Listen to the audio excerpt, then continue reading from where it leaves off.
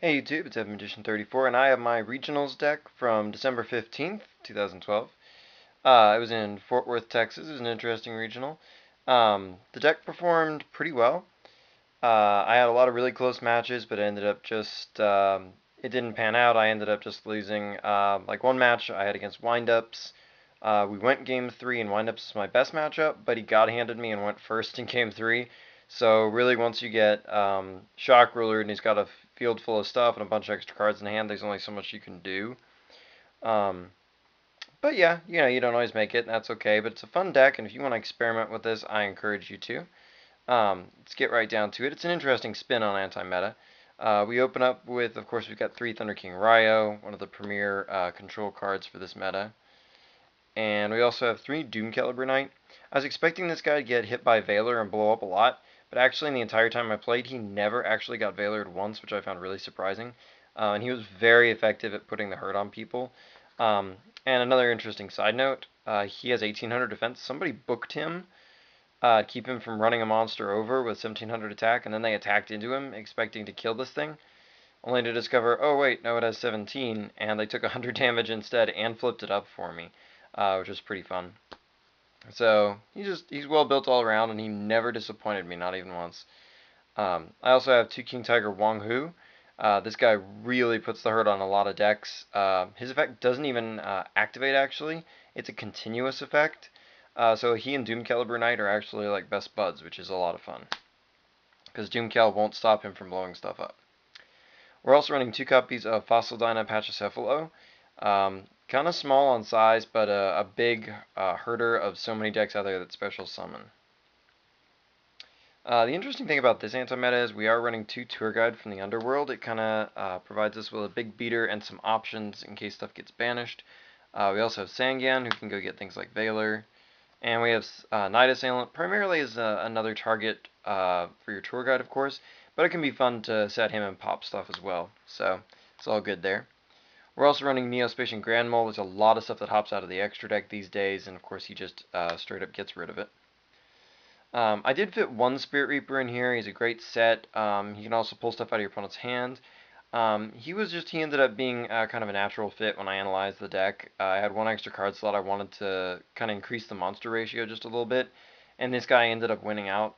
It was between him and Chaos Sorcerer, but I felt this guy would be a little bit more reliable more times when I drew him.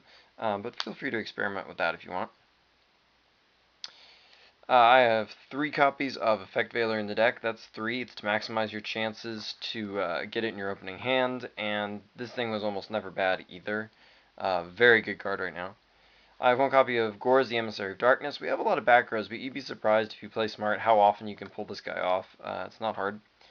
And last but not least, we of course have 1 copy of Blackluster Soldier, Envoy of the Beginning. Onto the spells, we have Monster Reborn, Dark Hole, Heavy Storm. This is all pretty standard.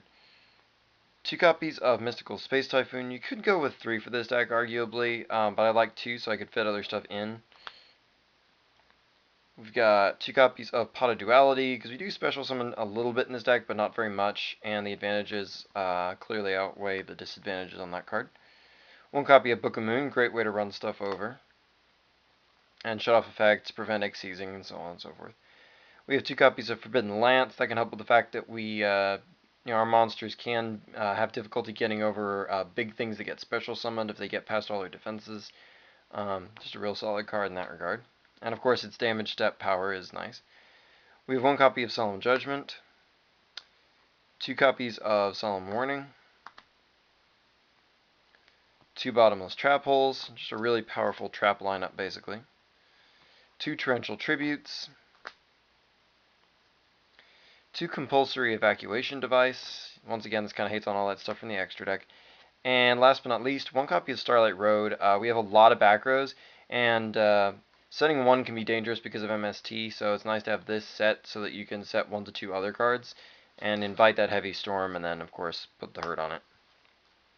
The extra deck's pretty straightforward. Just 1 Stardust Dragon because I don't see myself, when I do Sync for 8, making him very much, so he's basically here for Starlight Road. 1 copy of Scrap Dragon, because Gorz is pretty much our primary ticket to 8 stars. and so this guy is always good off of Gores. Unless, of course, you want to send something to the grave instead of destroy it, for which Dark End Dragon is very useful, and I'm a big proponent of Dark End Dragon anyway. We have 1 copy of Black Rose Dragon, and 1 copy of Ancient Sacred Wyvern. This thing can be a real nice quick kill, of course, when the circumstances are right.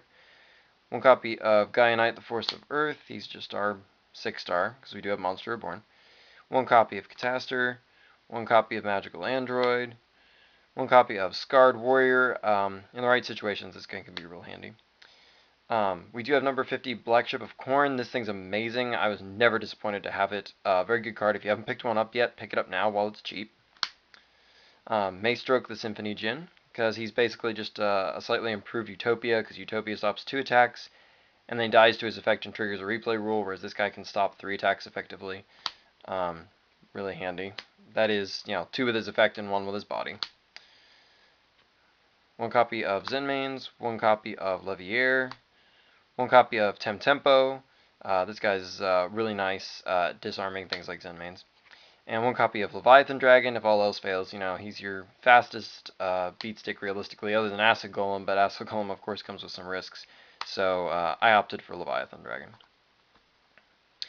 And the side deck I ended up running, I ran 2 copies of Kaiku the Ghost Destroyer, 2 copies of Ally of Justice Quarantine. This guy's really good against agents, amazingly good against agents. Very few people seem to really be aware of this card's existence, and I think that's a shame. But he's a 1700 4-star, just big enough that Venus can't kill him, and neither player can special summon light monsters when he's around, so real nasty against them. 2 copies of Snowman Eater. 2 copies of DD Crow. I saw a little less of DD Crow at the tournament, but that's a real shame, because in the right matchups, this is still a very powerful hand trap. 2 copies of System Down. I think that one kind of speaks for itself on why it's there. Very useful. It hits more stuff than the Chimera Tech Cyber Dragon side in, and at the same time, it doesn't require me to side as many cards. 1 System Down is good, as opposed to siding in the Chimera Tech, and then the Cyber Dragons, which is like a 3-card side a lot of the time. So it's a little bit more economical for my extra deck. 1 extra copy of Mystical Space Typhoon. 2 copies of Dimensional Prison, which you can side in for the right matchups. I don't like the Unchained ability, that's why I didn't main deck it. And last but not least, 2 copies of Karma Cut. Once again, in certain matchups, the thing's just devastating because it reaches into their grave and rips cards out there too. So decks like Wind-Ups and Agents and whatnot really do not like this card. You can arguably main deck it, but I opted to side deck it for this one because some of the decks in the format don't care as much. So anyway, that was my anti-meta deck for regionals. And until next time, like, comment, subscribe, and check out my channel for more cool gaming content.